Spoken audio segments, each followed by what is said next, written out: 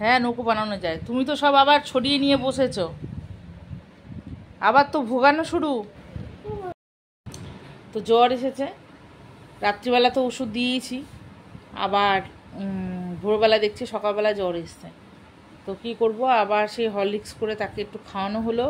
খাওয়ানোর পরে ওষুধ দিলাম বসে থেকে থেকে। এবার যাই হোক ওষুধ খেলে এবার কোল থেকে নামবে না। 2 ঘন্টা ঘুমিয়ে কোলের মধ্যে ঘুমালো। এবার আমি ওকে রেখে উঠছি, আমার তো সকালবেলা ওঠার প্রয়োজন, উঠতে দিচ্ছে না। মানে যে ভয় পেয়ে চমকে উঠলে যেমন চিৎকার করে ওরকম একটা চিৎকার দিল। কি করব, কোলে করে নিয়ে গিয়ে ব্রাশ করলাম, আমি কোনোভাবে ব্রাশটা করলাম, করার পরে ছেলেকে বললাম একটু চা কর, চা খাই। ওই কোলের মধ্যে বসা কোনো রকম খেয়েছে, মানে জল খেতে পারছি না আমি। যাই হোক এখন বাজে বেলা 11টা, ছেলেকে বললাম ঘরটা মুছে দে।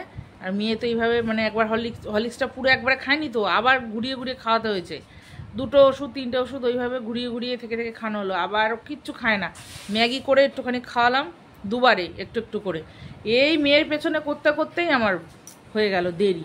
রান্না এখন আজকে কিচ্ছু বসায়নি, ভিডিওটাও শুরু করিনি। তার মধ্যে আজকে বৃহস্পতিবার, ঠাকুর বাসন মাজবো, জামা কাপড় ভিজিয়েছি। আর চেয়ারের জামা কাপড়গুলো ওখানে ভাঁজ করা রয়েছে, সব ওর উপরে রেখেছে। ওই চেয়ারের উপরে উঠে দাঁড়িয়ে ওই খেলনা মেলনাগুলো সব পেরেছে। দেখো কোনটা গোছানো জিনিসগুলো যদি এভাবে ছড়ায় তাহলে আমি কী করে এত সময় পাবো গোছানোর। বাড়িতে কেউ নেই, এই ছেলে মেয়ে মানুষ করা একা। অবশ্য যখন ছিল তখনও কেউ করেনি কোনো দিন, বলে লাভ নেই। তোমার হয়েছে তুমি বোঝো একা। যখন অন্যায় করলে বকলে পরে তখন সবাই এসে বলবে, কিন্তু যখন রাত জাগার ব্যাপার হবে, শরীর খারাপ হবে, কোনো কিছু হবে, তখন ভোগান্তিটা তুমি ভোগো, তোমার ছেলে তোমার মেয়ে তুমি ভোগো। আর অন্য সময় সবার তখন। ঠাকুরের বাসন মেজে দিয়েছি, ছেলেকে বললাম পুজোটা তুই দিয়ে দে, আমি আর পাচ্ছি না। কই দাদা? সেই দাদাকে পাঠিয়েছিস বাজি পোড়ানোর জন্য? একটা গেঞ্জিও গায়ে দেয়নি ছেলেটা আমার। পোড়ালি বাজিটা? খুব পাজি না? বোনের সাথে বদমাইশি করতে খুব ভালো লাগে না? এঁচড় কাটতে বসে একটু কল পারে। কীভাবে আমি এঁচড় কাটি, এবার এই দিয়ে দেবো। আর আঠা এক ফোঁটাও লাগবে না হাতে, বটিতে দেবো।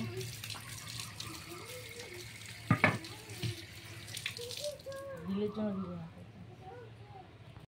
তো বন্ধুরা বিলের শরবতের দায়িত্ব নিয়েছে আমার ছেলে, শরবত বানালো। এই দেখো, তো বেশি পাতলা করা হয়নি, ঘনই করা হয়েছে। আর তো ঠান্ডা দিতে পারবো না, একটু টক দই টই দিলে পরে ঠান্ডা হতো। যেহেতু আমাদের প্রত্যেকেরই গলায় একটু সমস্যা আছে, ঠান্ডা তো খেতে পারবো না, এমনি খেতে হবে। নাও নাও। তো বন্ধুরা দেখো আমি এঁচড় কষাচ্ছি এখনো, এখন বাজে হচ্ছে বেলা 2:30। রান্না করতে করতে কতবার যে উঠলাম, মেয়েটার এতটা জ্বর উঠে গেছিলো, মেয়েটাকে গিয়ে চান করালাম। আবার ওকে আমি সকালে স্নান করাইনি, ওকে আমি গা ধুয়ে মুছিয়ে দিয়েছিলাম, মাথা ধুইয়ে দিয়েছিলাম অল্প জল দিয়ে। তো তারপরে যা দেখলাম যে পরিমাণে জ্বর এসছে, আর পারা গেল না স্নান না করিয়ে দিলাম। দিয়ে ওর কাছে বসলাম, ফ্যানটা চালিয়ে দিলাম, ওষুধ দিলাম, দিয়ে বসলাম, বিছানা টিছানা করে শোয়ালাম। এখন মানে আধা ঘন্টাও হয়নি, এসে সবে এঁচোড়টা রান্না বসিয়েছে। আমি এঁচোড়টা আগেই সেদ্ধ করে রেখে গেছিলাম, মশলাটা কষিয়ে আলুর সাথে এঁচোড়টাকে কষাচ্ছি। আর ও বেরিয়ে গেছে, গাড়ি নিয়ে ঘুরছে, এদিক ওদিক ঘুরছে। এখন এই তরকারিতে জল দেব। আজকে যে কি তরকারি হবে জানি না।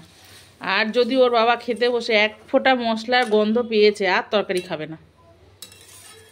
1 ফোঁটা কাঁচা মশলার গন্ধ পেলে আর তরকারি খাবে না।